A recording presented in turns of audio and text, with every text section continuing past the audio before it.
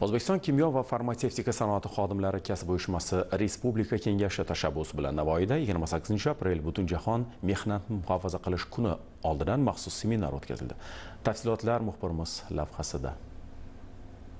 O'zbekiston kimyo va farmatsevtika sanoati xodimlari kasb uyushmasi Respublika kengashi tashabbusi bilan tashkil etilgan 2 kunlik seminar Xalqaro mehnat tashkiloti tavsiyasiga ko'ra keling sog'lom psixologik ijtimoiy ish muhitini ta'minlaylik shiori ostida o'tkazildi. Mazkur tadbir mamlakatimiz kimyo sanoatidagi yirik korxonalarni bir maqsad atrofida birlashtirdi. Bunda mehnat muhofazasi bo'yicha amalga oshirilgan ishlar hamda kasb uyushma qo'mitasining bajarilgan ishlarini kuzatib, shu asosda birgalikda fikr almashishlari, bundan tashqari o'sha xalqaro mehnat tashkilotining ish beruvchilar va kasb uyushmalari o'rtasidagi bog'liqlikni qanday yaratish, ish beruvchilarning huquqlari va majburiyatlari, xodimning huquq va majburiyatlari to'g'risida ma'lumotlar berib o'tirayotganini ham ko'rishimiz mumkin.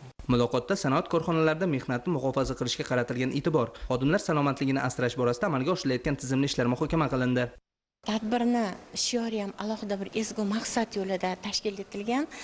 Keling psixologik, ijtimoiy ish muhitini yarataylik. Bundan asosiy maqsad bugungi kunda ish joyida bo'lgan insonni birinchi o'rinda uni nafaqatgina sog'lig'i, balki uni psixologik, ruhiy holati ham muhim ahamiyatga ega ekanligi va bu har bir mehnat qilayotgan fuqaroni ortida uni oilasi turganligi, uni qadri turganligi va uni hayotiy xavfsizligi eng yuqori qadriyat ekanligini isbotlab berdi desak aslo mubolag'a bo'lmaydi va bugun O'zbekistonda aynan Butunjahon miqyosida mehnatni muhofaza qilish borasida global ishlar amalga oshirilayotganligini guvohi bo'ldik. Butunjahon mehnatni muhofaza qilish kuni munosabati bilan tashkil etilgan tadbir doirasida mehmonlar Navoiyozod aksiyadorlik jamiyatidagi o'quv markazi faoliyati bilan ham yaqindan tanishdilar. Shuningdek, shartli yong'inni bartaraf etish bo'yicha korxona kuch va tuzilmalarining tayyorgarligi, jabrlanganlarni xavfsiz hududga olib chiqish va birinchi tibbiy yordam ko'rsatish jarayoni namoyish etildi.